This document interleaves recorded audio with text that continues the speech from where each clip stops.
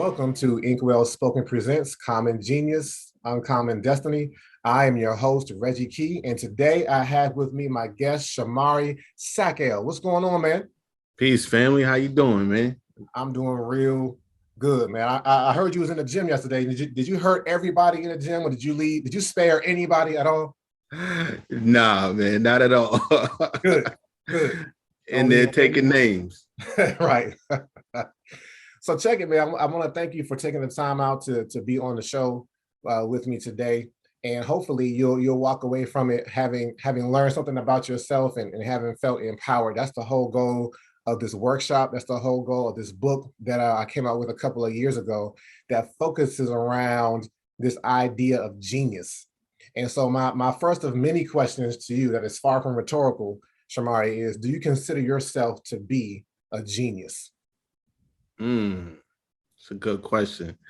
No, I can't say that I do. Okay. Can't say that I do. All right. I mean, when I hear the word genius, I kind of think of it's certain people that I guess come to mind. Yes. And and if you don't fit up to that category of that person, it's like that ain't me, Yeah. But definitely it's not something I ever considered. This is why I got you on the show, man. I'm glad. I like how you just gave that answer. I like how you framed it, even because most of the time I have to frame people's answer into exactly what you just said. But I want to talk about that a little bit more. So you said there's some people who come to your mind that you think of when you think of this word genius, and you're like, I don't measure up to that. So I'm not. Right. Exactly. Right. So who are those people that you think of, though? Just like modern day, I would say somebody like Elon Musk. Bill Gates, Warren Buffett in his own right. It's just like those are some of the people I kind of look up to. And when it comes to like business, I'm like, yo, they really got it going on. They really like Tim Cook with Apple, those type of people I consider, or Steve Jobs, who started Apple. Those are the type of people I look at. I'm like, yo, it's a genius. They genius. Yeah. All right. Have you watched the Kanye West documentary on Netflix? Some of it. I watched the first episode, kind of on the second episode. Okay. All right. I can also consider him a genius too, in his own right. Yeah. See, and that's what I want to get back to. I want to get back to this phrase that you put, in his own right. So hold on to that, because we're going to come back to that. All right. Now, one name you said in the modern day, one name that comes up universally, whether I'm talking to adults or youth, is Albert Einstein. He's like the originator of genius that's unattainable. Right. And so let's talk about this a little more. People universally will attribute genius to Einstein, but when they do that, they also universally tend to disassociate it from themselves because of, like you said, because it's like, man, look at this dude though. Like, how can I even measure up? And that's the thing. We always do this comparison, Shomari. We love to compare ourselves to somebody else. And we're either trying to compare ourselves to somebody else to say, hey, look, at least I ain't that. Or we're like, that's something to attain to that I don't know that I'll ever be able to reach. Right. And genius is not meant to be this unattainable potential. Genius is a potential that all of us have, and this idea that only the likes of the people who you mentioned have it makes it kind of feel like, well, what's the rest of the world supposed to do? I typically don't try to go here this early, but I feel like I'm being led to go here. It's the same principle of when you go into a church and you see people, you see the pastor, or you see the person in the pulpit that's bringing the word, and you're like, wow, like they really about their business. And everybody looks to them to lead the church. But if you think about it, there are more people in the pews in the congregation than there are people behind the pulpit. So who do you think should be empowered more? The people in the pulpit where the masses are, or the people behind the pulpit? The people in the pulpit. The people. Did I say the people in the pulpit, and you got the people in the congregation. The congregation, right? The congregation, because they have the critical mass, And if you can get them to begin to get equipped and understand that they have a message on the inside of them too, now you're talking. Now there's game-changing momentum that can be gathered. And this is all I'm about, is about creating game-changing momentum one person at a time, with everyone that hears this message. So the same thing is true. Like, would you agree, Shomari, that the world is broken? Yeah, in many ways. In many ways, right? It's broken in many ways. And so as long as people are looking at somebody else like, hey, yeah, they're a genius, but they're either dead, because Albert Einstein is gone, right? Or Steve Jobs is gone, right? Or there's just not enough of people who we ascribe genius to change the world beyond where it currently exists and get it to the state where it's no longer broken. The people who you mentioned are awesome. I'm not trying to take anything away from Einstein, Steve Jobs, Warren Buffett, I'm not trying to take anything from any of them. But what we got to look at is they were just one type of genius. Like, there's actually many different types of genius. As many people as there are on this planet, I would say that there's just almost as many genius. And so there's just this idea of what is it that each of us possesses that can change the world around us, that can change the sphere of influence that we have, and then begin to cause this critical mass to begin to gather so that we can address the brokenness in the world. Yeah, but as long as we only say like, they got it, but everybody else doesn't, then yeah, we're gonna have a problem moving the needle. So what you feel about what I'm saying? I think that's really empowering, because a lot of people probably don't see themselves as geniuses. They don't. But, they can find that inner genius within themselves, and they can, further expand, and we can all come together and, heal the world, so to speak. Yeah, right. On some Michael Jackson type stuff, heal the world. That song wouldn't have meant nothing if it was just him on the track, right? He had to come and get all his crew, all his people in the entertainment industry and create this phenomenal song, because each of them had their own type of genius. I'm glad you said that. That was good. I've never associated that to heal the world before. Right. It got me because we're talking about the world and its brokenness. Yeah. And how it takes, someone in their genius to help heal that brokenness. And, kudos to Michael Jackson for that song, Heal the World. That's right on spot. Right. I don't even know. I can't remember if that was his song or his idea. It doesn't matter. But there was this concerted effort to say, hey, look, let's put a message into the world that can inspire. I think it was Quincy Jones. I think it was Quincy Jones too. Yeah. I was thinking that. Yep. Yeah. The brilliant producer.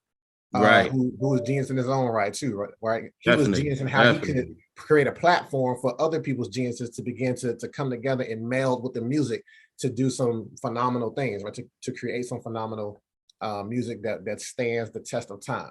Exactly. And so I'm glad you feel empowered by that, but we just getting started, man, because what I got to do, Shomari, is try to help you find what it is that's on the inside of you that's unlike anything else that anybody else has.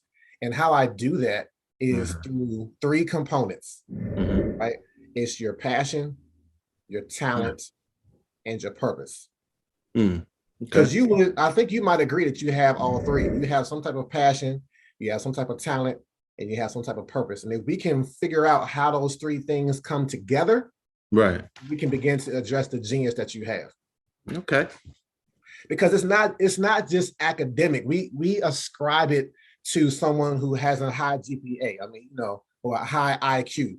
Einstein wasn't even that strong of a student in school, but his IQ was off the charts, though, right? And so if he had listened to some of the teachers that were sending him notes home to his parents, like, yeah, you might want to make sure Einstein is good with his hands, because he's not functioning correctly in this academic environment. They didn't recognize what we now say is his genius. They were like, he doesn't learn. Like, we can't get him to focus. He keep daydreaming and looking out the window when we trying to talk. And he was trying to figure out how to fly, how a beam of light went from the sun to the earth.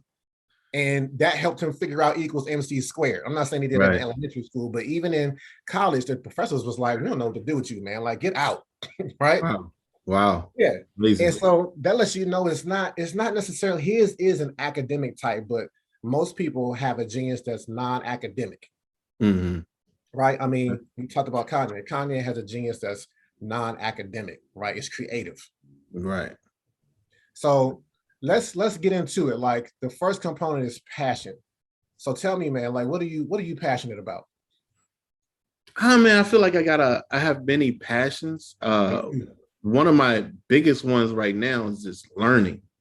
I've been dedicating a lot of my time, a lot of my free time, just learning new things, whether it be something historical, something about business, something about investing. I've just been really diving into just reading, and YouTube has been amazing. It's funny because I used to get on my son about watching so much YouTube when he was small.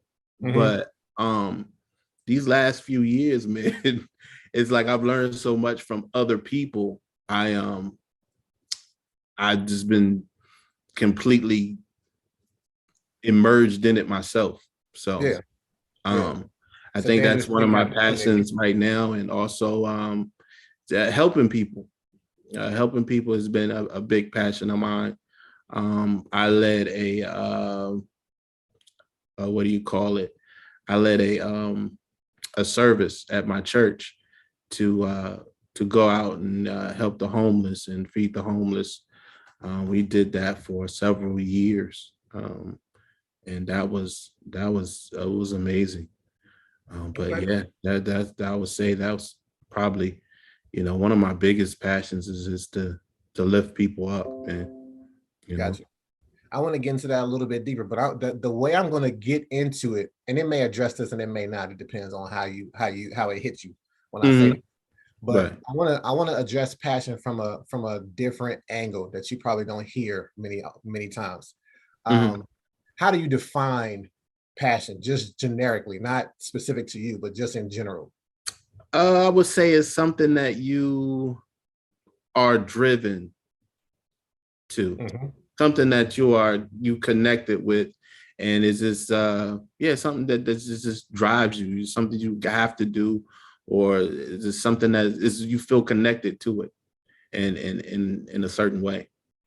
That drive is what I'm getting at. I do want to remember that passion is all about drive, but specifically, Shomari, the word that I associate to passion actually comes from this book by Mike Murdoch called The Assignment. And what he said is, hey man, if you want to find out what you're assigned to do, he said, like, start looking at what he called your Popeye moment. And he defined your Popeye moment as, I mean, I don't want to assume we the same age pretty much, right? But Popeye, you watched Popeye back in the day, right? Yeah, of course. So you know what happened, right? Ultimately, Popeye would get beat up and bullied by Bluto over olive oil, which I never understood why he was fighting over her in the first place. Anyways, that's a whole other thing. That's a fact. But then he would get to his moment. He was like, I've had all I can stand. I can't stand no more. You know what's about to happen. He about to reach in, get this spinach and go off, right? Go ham. Come off in the gym yesterday. I was going to say ham. I try to tell my kids not to say that because they're like, do you know what that means? Don't say that. Yeah, anyway, I poke the brakes on that. Yeah, it's cool. It's cool though. They good. They're not here. So he would pull out this spinach because he was like, I've had all I can stand. I can't stand no more, right? And he's like, this dude Mike Murdoch said that your assignment is tied to your passion, but your passion is tied to what you hate. Yeah. That's interesting. He was like, look around you and see what it is that you keep talking about. Like, man, I can't stand that. I can't stand when I see somebody needs to fix that. And if you find yourself saying that all the time about a specific thing, that's the thing that actually, that's somebody that you're talking about needs to fix it. That somebody is you. Wow. Because it's affecting you. You have an eye for it. And most of the time, the eye that we develop for this thing, this brokenness that we see in the world, this brokenness that we begin to hate, it's a specific, you said there's many ways that the world is broken, right? But there's only a few ways that brokenness impacts us in a negative way. Right. Wow. That's amazing. Personal. Yeah, it's like, ooh, like I don't like how that makes me feel, or I don't like how that makes my loved ones feel. Right. And so a lot of the times the thing that we hate starts in our youth because it's something that ostracizes, it's something that marginalizes, it's something that made us feel less than how we ought to feel about ourselves, right? And when we get around it, when we get older, we're like, ooh, we had this kind of visceral reaction to it, like, oh, I don't like that. And so in that identification, in that definition, tell me what it is that you hate.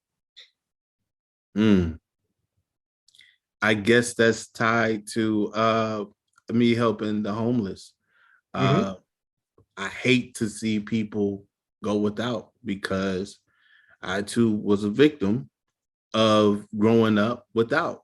So I guess that's one of the things that moved me or triggered me, so to speak, to get involved with helping feed and clothe the homeless. So yeah, you got a great point there.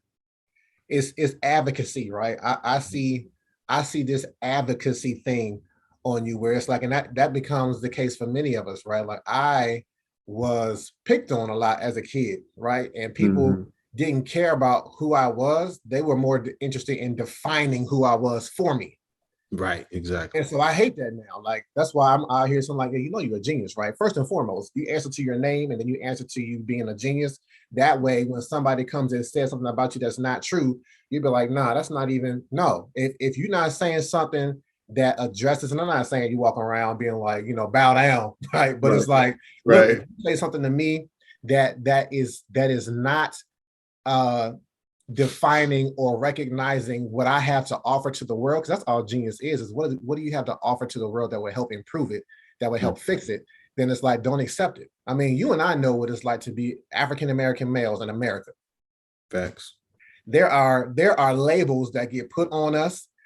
People who do not look like us need to let their world make sense to them, need to feel safe in their world. And in order that, the only way that a lot of people do that is to stereotype and to discriminate based off of those stereotypes, and to create laws based off of those discriminations, which is racism.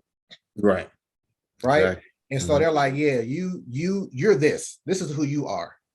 And the dangerous part about that, Shomari, and this gets into why I even have a problem with hip hop right now. When we begin to accept, when you and I, as African-American males in America, begin to accept this label that people put on us simply because they're trying to make themselves feel safe, that's like death to us. Because it's like, look, if I don't know who I am in the first place, and I keep seeing images on the TV and seeing images being created in the music that I listen to, and seeing people treat me a certain way based off of those images, those stereotypes, if I don't know who I am, I might start to acquiesce to that and be like, you know what, though, maybe that is who I am. Maybe I am. Yeah, and I personally fell victim to that, man. You know, growing up. You know, so got involved with gangs, you know, dealing drugs, you know, all that stuff, all that stereotypical thing, those names that they give us, you know, from being low poverty. I fell victim to it because I was like, well, you know, this is as good as I can be. You know what I mean? This is as good as they told me I can be, right? Right. So, and so that's why this is empowering, man, because it's like, nah, man, you got to understand that you're a genius. Let me backtrack a little bit. So when we start talking about these labels, Einstein had this quote. It purportedly comes from him, right? Let me know if you've ever heard it. He said this.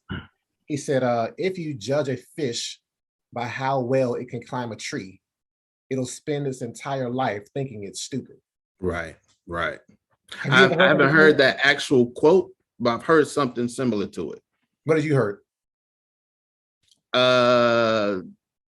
There's something similar to okay. I don't know if it's the exact phrase, but so how does that hit you though? Like, what is that saying to you? Well, you know, fish can't climb trees because it's not designed that way. Nah, it's not. So hey, look, man, there's been a lot of weird stuff that's been happening in the past. Yeah, I mean, you might see a TikTok of a fish climbing a tree. I'm getting off the planet. If I see that, I'm done, man. I'm getting SpaceX, whatever. I'm out. You might see it, but it's physically, the fish is designed to swim. Yes, right. Yeah, right. So who are these people who keep defining this fish by what they say it should be doing, instead of recognizing what is this fish's element? Water. What is this fish's lane? It's designed to swim. I mean, it's designed to function at a high level in the water. And so, but if enough people keep going to it and saying you're supposed to climb this tree and you're not climbing it right, you're a failure. And if that's all the type of affirmations that fish gets, it's going to be like, well, dang, maybe something is wrong with me, right? Maybe I need to start trying to climb this tree. You know what's going to happen if this fish starts to believe and starts to try and climb this tree? If it stays out of the water long enough, it's going to die. Right. Like our genius potential is dying because we keep, and the people, it's not even the people most times, it's ourselves who are saying like, I'm supposed to be climbing this tree like Einstein. Einstein is a bear. He climbs trees. You know what I'm saying? The people that you mentioned are tree climbers, just metaphorically speaking, right? Right. And for me to judge what I offer to the world by what they do, it's really like a form of death. It's like, man, you're not even getting a chance to get into what it is that you were designed to do because you're looking at somebody else in their element and being like, dang, I'm not doing it like them. Like, you're not supposed to. Right. That's right. Deep. That's deep, man. I feel it. It is. It's I love the conversations that develop from this because it's challenging, but then it's a paradigm shift. Like, oh snap! Like, okay, so if that's true, then if you see that imagery hits you and it resonates, then yeah, we gotta start talking about how your genius looks and what your lane is and what your element is. Because just as important as knowing what your lane is important to know what your lane is not. That's a fact. But you don't try to get into it. Like, no, that's not me. That's not to say that you limit yourself. Some people have multiple lanes and some people don't. Like you can have multiple geniuses because like you said, I got many things that I'm passionate about and I'm sure you have many talents, right? So, just in thinking of that, what's the other thing that I wanted to bring up that I failed to do so earlier as we kind of get to this place of talking about passion? Oh, so let me give you a really good example of how this works and how powerful and transformative this is. So, I take this message into middle schools, high schools, and I take it into elementary schools too. And there was this one particular elementary school that I visited a couple years back, like 10 kids, not a lot, not a big school, but I would go, not a big classroom that I was going to. But they were all 3rd, 4th, and 5th graders. They were all on IEPs, or what we would have called special ed back in the day. They had labels put on them. They were all minorities except for like one, but they all were like, yeah, he has learning problems. He has ADHD. He has ADD. He has emotional outbursts. He can't stay quiet in class. And so these kids are young. They hear that. They're in one class, Shomari, all day. They know that they don't fit in with the rest of the school. They're like, man, okay, because I'm in this class though, something's wrong with me. And because something's wrong with me, there's no expectation of me, I'm gonna wild out. They were wild out. And I would go to them and visit them every Friday. And I said, you know what? I'm gonna start telling them about this whole idea of genius, passion, talent, and purpose, right? And so of course I asked them, are you a genius? No. And Shomari, when I actually told them, like, you are though, you're a genius, they got offended. They was like, wow, who are you talking to? Like, yeah, like I cursed at them. Wow. But yet, they would call each other all types of names and thought that was funny. Like, you a waterhead, this, that, and the third. Like they was used to being talked down upon to the point where when somebody tried to build them up with their words, it felt uncomfortable to them. And so when I got to this question, Shomari, about, hey, tell me what you hate though. These 10 little boys who never could agree, who were always kind of at each other's throats, they could never really agree on anything. They all agreed on one thing. And they thought they was going to wreck my whole presentation. You know what they told me they hated? What? School? What's the thing? School. You got it. Absolutely. It was like, we hate school, Mr. Keaton. Right. It was like, yeah, what's he going to do with that? And I was like, you know what, though? I'm glad you said that, because if you look at how I'm telling you, like, the thing that you hate is the thing that is broken, that's making you feel marginalized, because they were very much so marginalized in this classroom. I was like, that's the thing that you were meant to fix. So if you tell me you hate school, you're a future educator, each and every one of you. Wow. And it was like, wow. It was like, can I take that answer back? Like, no, you said it. Nah, you felt it. You not only you said it, you felt that way. Yeah. So if you're feeling that way, you feel that way for on purpose. Like you said, that whole thing that's created to marginalize you and stick you in that classroom and tell you that you're this and you're not that. You built to change it. You're the one that's got to change it. because the a person who loves school, right, and they're performing well, they don't see anything to change about it, right? Nope, because it's working for them. It's servicing them. Yeah, they're like, oh, this is fine. I feel great about myself. Exactly. I got a high GPA. Like, right. I don't feel a need to go back and change anything. Not at all. Right. But the person who hates school, normally they will run away from it. But I'm saying no, run towards it. Because here's the thing, Shomari. This is how deep it goes. And this is relative to everything, I believe. School, there are 7 to 8 different learning styles. Right? I don't know if you ever heard this before. No, I haven't.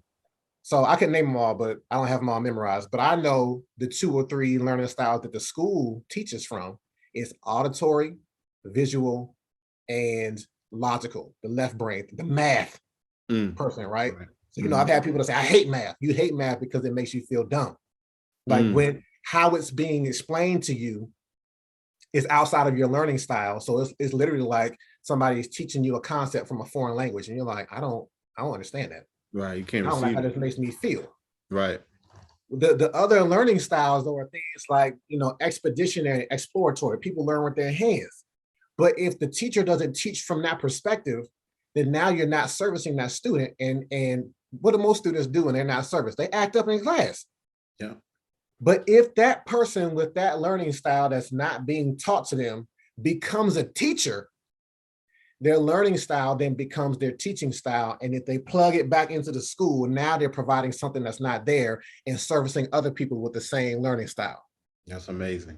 Now you're fixing the system. That the teachers, when they hear this, when I first say, like, tell me what you hate, they're like, what do we do? Why do we invite this dude in? He about to disrupt our whole class. He telling us what they hate. They're gonna say a subject, right? They're gonna say a school. But then when I explain it, the teachers even be like, oh snap, like you're right. I got a question for you. Have you ever, when you've asked that question, have you ever opened up something in one of the teachers and be like, yo, that maybe that's why I'm here. That's why I'm teaching, because I went through that as a kid. So there was an administrator who confessed it one day. First of all, the teachers, when I say, is the school system broken? The teachers in the background like, yes. Like, yeah, it is, right? They know because they're on the inside of it, right? But I had this administrator one time. It was a well-to-do school too. It wasn't like in the ghetto or nothing. It was like white suburbia. This administrator came in and she was like, you know what though? She's like, you know what? I was a truant when I was in school. She said I was always skipping. Like, religiously, right? Like just always, she said, I didn't feel like I belonged. Sound like me. She's like, I was always skipping, but she's an administrator now. She says now, though, because of what I went through, I can see when somebody is a truant and I can speak to it because I know some of the reasons behind why they're skipping. And so I can, they didn't say minister, but I mean, they are an administrator. They can service the need of that student because they can recognize it sooner than somebody else can who never thought about skipping school. Listen, that's great because I mean, some of the most impactful people to me when I was in school was the administration. Because I was the kid skipping, I was the kid, getting in fights and doing all kind of ridiculous things. But it took an administrator to really see me. You know what I mean? Like yo, I was you. I know what you're going through. I know who you are because I am you. Yeah. And those type of people really help shape and mold me and make me want to, do better in school. So that's dope. That's heavy. Right. It is, right? It's heavy, but it's bearable though. You can pick it up though. Like, I pick it up, put them down. Definitely.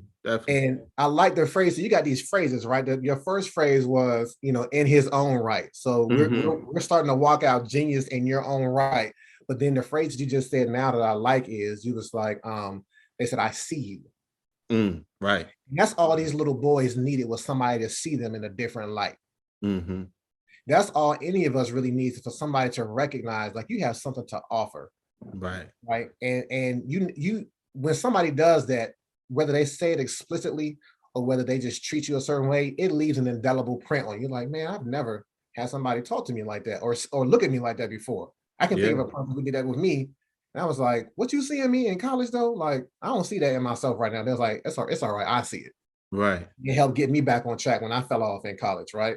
Yeah. And so just being able to, first of all, we got to be able to see ourselves first in order for others to see us. Mm-hmm.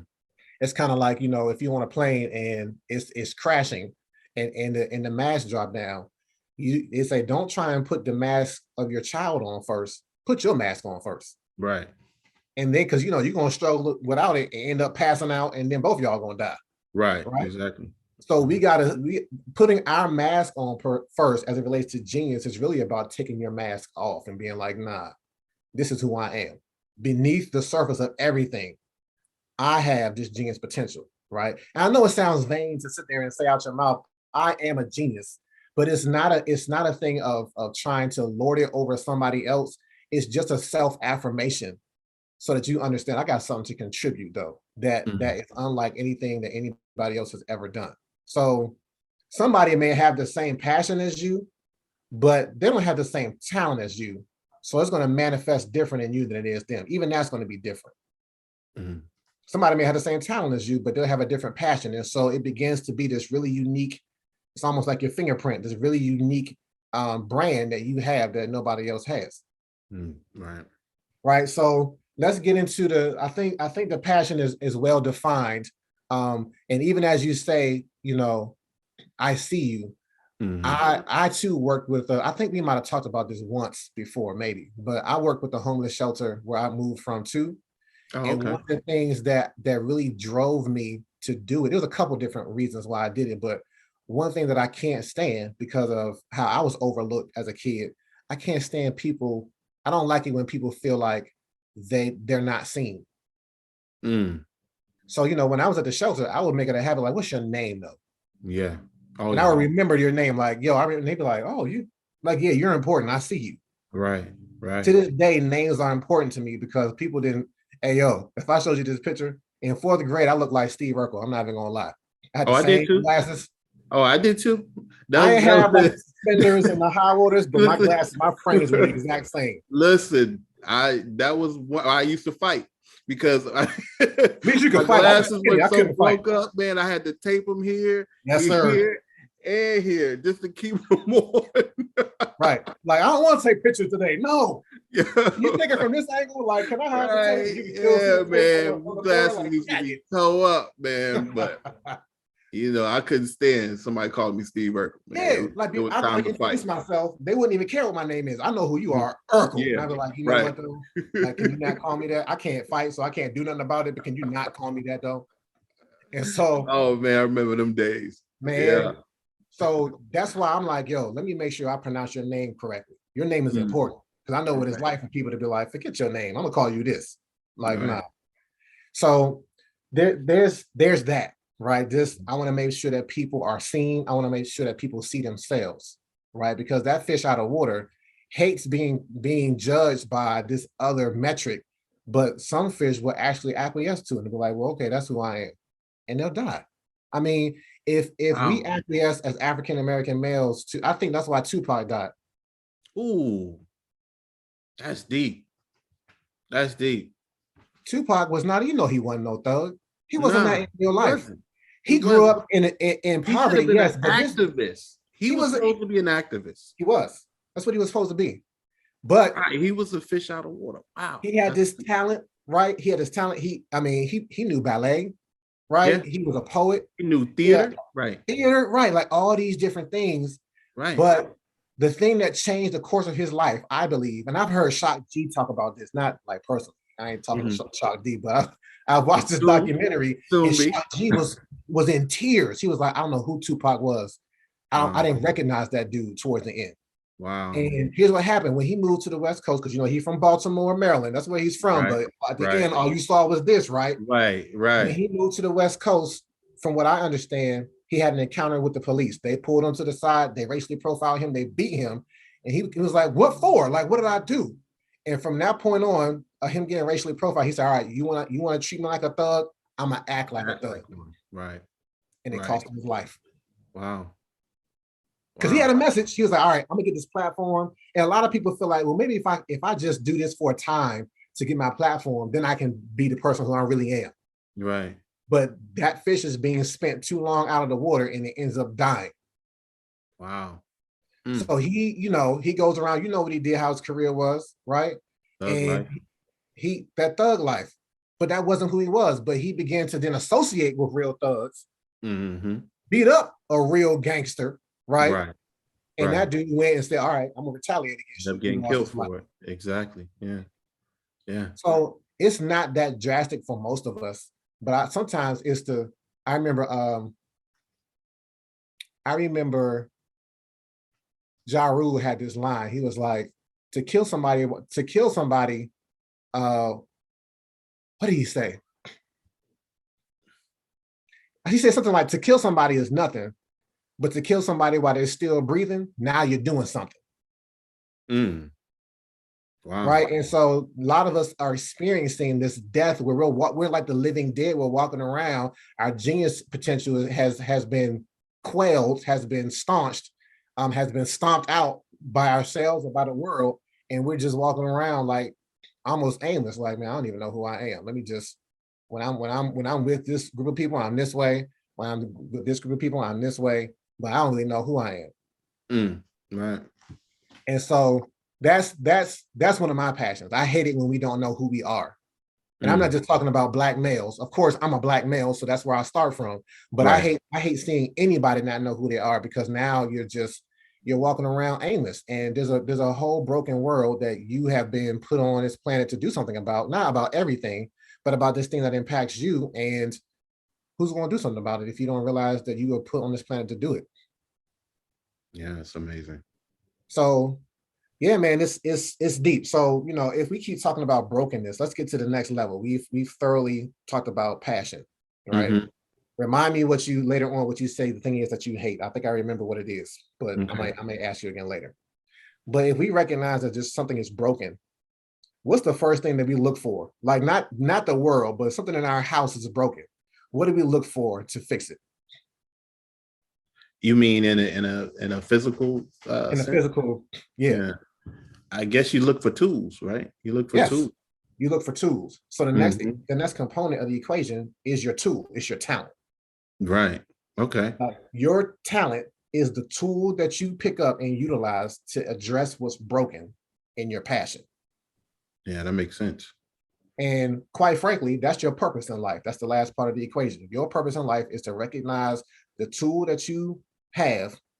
And I'll talk about where that tool comes from in a second. The tool that you have, and then use it to fix the thing that's broken, that's bothering you. Sometimes I talk to kids and I'm like, if you had an assigned seat every day and your assigned seat was broken and you kept telling the teacher about it and the teacher didn't do nothing, she didn't get a janitor, she didn't do anything. After a while, you might flip that joker over and be like, you know what? Nobody else cares about this chair because it's your chair. Right. Nobody cares but you. No, ain't nobody sitting in it but you. Ain't nobody sitting in it but you. So what might you do eventually? Man, let me try and fix this joker. I don't care if I got to put some tape on it. I'm going to do something to try and address this thing so that I can sit comfortably. Exactly. So what's your talent, man? What would you say your talent? It's funny, as we've been talking about talent, man, and I kind of feel some type of way because I'm in my 40s now, and I still never really realized what my talent is. I never really thought about it, right? Because it's just like whatever come at me, I got to deal with it, whether I got talent for it or no talent, I got experience or no experience. Yeah, it's just I never really sat down and thought about like, what am I really good at? It's just that I know that something needs to be done. I'm doing it, and I'm gonna find a way to get it done. Okay. So, and I always kind of lived that way. So, it's hard for me to really pinpoint, what my talents are. That's okay, because I got an approach for this too. I have some ideas what your talent is. Just talking to you in this past 30 minutes. Remember I said that this word advocacy stuck out to me for you. The word that also just stuck out to me, and I'm saying this out loud so that I remember it before I kind of go off on a tangent and come back. But the thing that also sticks out to me is helps. Like Helps is a type of service that is multidimensional because it's like water. It'll fit into helps fits into, and I'm saying it plural because I am pulling on like church terminologies, but Okay. help is something that, hey, look, whatever the vessel is, when you pour the water in, the water becomes the vessel. It's adaptive. It fits wherever it's needed. And so I think that may be you. Helps and advocacy, which are very much. You might have a good point. You have a good point, because when we talk about church, I literally have done almost everything except preach. That makes that. I'm on sound. I'm on camera. I'm helping them, greeting. But I'm there to fill the void, so to speak. Yeah, that's exactly what water does. Oh yeah, it fills the void. Fill the void. Yeah, so that's good. So we're gonna put a pin in that.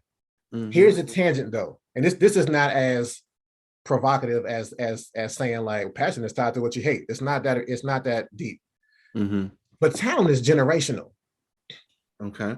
And so a lot of times, if I come across somebody in their middle school, they're trying to figure out who they are. They're like, I don't know what my talent is, and I'm like, that's okay. Just look to your family, because talent doesn't come out of nowhere. It doesn't come out of thin air. It's a generational gift that exists in a given family. And so, I'm a wordsmith. I put things together with words, right? And when I look at my mom and my dad wrote poetry, but I didn't know how much poetry he wrote until later on in life. And a lot of times, talent exists well when the resources are around you to support it, not necessarily to support the actual gift itself, but the talent that's in our parents might not have manifested because they were too busy trying to make ends meet. Right. I can't explore this talent. It might be a hobby now, but I can't put my all into it. For that. I don't got time for that. I got kids. I got bills to pay. Right. And so it kind of gets clogged up. But it definitely passes on to the next generation though. Yeah. Okay. And again, this is something that we recognize in athletes. It's something that we recognize in actors, entertainers. We see generations of people doing the same thing. And we're like, when we look at them doing it, we're like, oh, that makes sense. Like, yeah, Jackson 5, yeah, all of them sing because they come from a family of singers. Kobe's dad was a basketball player. Oh, it makes sense. Steph Curry, he should be out there balling. Steph Curry, he should, right. Right. Bronny is coming up, right? Right. LeBron trying to play with his son next year in the NBA. That's like, wild, right? Is that not wild? That's crazy. It is crazy. That is like insane, right? Right. But we accept that, but then be baffled when we're like, well, what is my talent though? Well, look at your family. Look at your parents and your grandparents. What were they doing? What were they skilled at? You know what I'm saying? And most of the time, like the things for us boils down to like cooking and there is entertainment, right? But there's plenty of other different types of talent on the inside of us that comes from our generationals, that the generation that came before us. My children know that, hey, look, if daddy's a wordsmith, y'all probably wordsmiths too, which is why they both have books at 7 and 9. Yeah. Right. Because I recognized what was on the inside of me. And I was like, hey, I'm not forcing it on you, but you should know if I'm a wordsmith, it's probably on the inside of you too. Let's explore it and see what comes of it. Wow. Yeah. So, when you think about it, do you see a pattern? Let's call it a pattern, because sometimes we see patterns before we call it talent. Do you see a family pattern? I see there's definitely a pattern on my father's side. Everybody was soldiers. Everybody went in the military.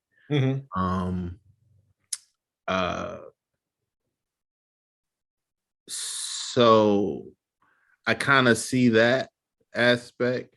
My mother's side, they are all, we call them hustlers, but they all had a niche for creating a business, so to speak. So, and I know a little bit about you. I know you got a business on the inside of you. Oh yeah. So yeah, I think maybe that's my talent. Because I've done several businesses. I had a t-shirt business at one point. I did some party promotion. I have a janitorial cleaning business. I've done real estate. So I guess that's kind of my talent, just kind of building businesses. Okay. But So you know, now, back then they called them hustles. right. Right. So yeah. Okay. So here's what I'm hearing though. So when I think about helps, when I think about advocacy, when I think about your passion of, hey, look, man, I came from a place that had a lack, and I learned how to recognize that lack and provide something that helped to fill it. The talent then, what's the word that I just had? The talent then gets this extra dimension on it where you fill in. You already have identified that you fill in where there's a need. Like you're able to kind of adapt to whatever the need of the situation is that you happen to enter into. And so with this hustler piece on it, with this, hey, look, I can create business. I can create infrastructure around something that's needed. That just builds on this helps and advocacy, because helps, you can't just help randomly. You have to help in a way that's specific to the need that's present. And you can't do that without being able to develop some type of structure around it to be like, okay, let's formalize this. How do we make this thing not just exist, but exist and be able to be moved in a forward type of progress? Because that's what small businesses do. They say, hey, here's a need. I see a need in this community for this. All right, here's the need. Here's the resource that's needed. But now we got to build something around it so that it can thrive and it can grow. Right. Exactly. Yeah. And so if you take that type of pattern or that type of talent and apply it to what you said you were passionate about, tell me what you said again, what you're passionate about. Helping those that are in need. That like makes absolute sense.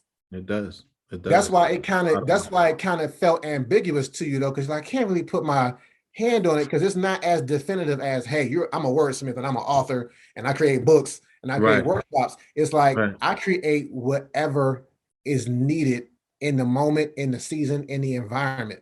It's almost like is it a venture capitalist? Are those the people who just like they just create equity in something, sell it, and then do it again? Right, exactly. And then that's funny you say again. that, man, because that's been my aspiration for so many years, to be a venture capitalist. See, that's spot on, bro. That just lets you know the equation. I'm in the right direction. Yeah, the equation didn't come from me. First of all, I'm just writing it down, and the equation works. Because we've only talked a handful of times prior to, but I don't remember you ever using this phrase venture capitalist. But it just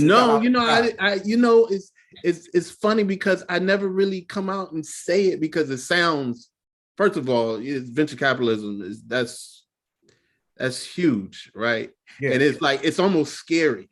You're like, yo, I don't want to tell anybody I want to be a venture capitalist. Like they're gonna be like, yo, what you talking about? How you gonna do that?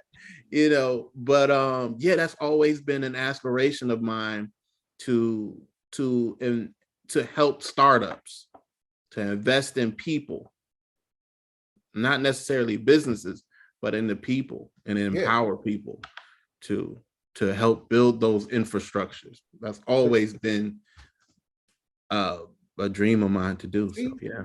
Do you hear what you said though? You're like, I don't want to tell people because they're gonna be like venture capitalists. That's like right. Being like, man, climb this tree. You can't climb this tree. Exactly. Like, why don't you put me in the water and see what I do though? Right. And so I think your water just got put out there, and it's okay. The other thing that you said is you was like, that's so big, but it doesn't. The vision is big, but it doesn't start. If you try to start where the vision is, you're gonna choke. Not you, but most of us. You have to start small. There's this concept called the low-cost leader that we use to execute how we founded our church, which is 10 years old now. We started small, like, okay, the vision is this big, but we can't start there. We got to start a little smaller and then scale up and get more people to be invested in the mission and vision. And then, then the venture, all these different people, these geniuses that we recognize, we never really hear about their startup story. That's why I gave you a little bit of Einstein's background, because it's never it never starts where we end up seeing it. It always starts someplace small. Steve Jobs and Wozniak, right? Like they was in their garage, quit college because they was like, we don't need to go to college though. I'm sure people was like, y'all stupid. Like, what are y'all about to do? Right. If they could have been on the other side of history, they would have recognized like, oh, snap, I see what's happening. But nobody can see it. So nobody else is supposed to necessarily, I mean, I'm doing something unique where I'm trying to recognize people's genius, but most people don't really recognize genius until it's developed. Exactly.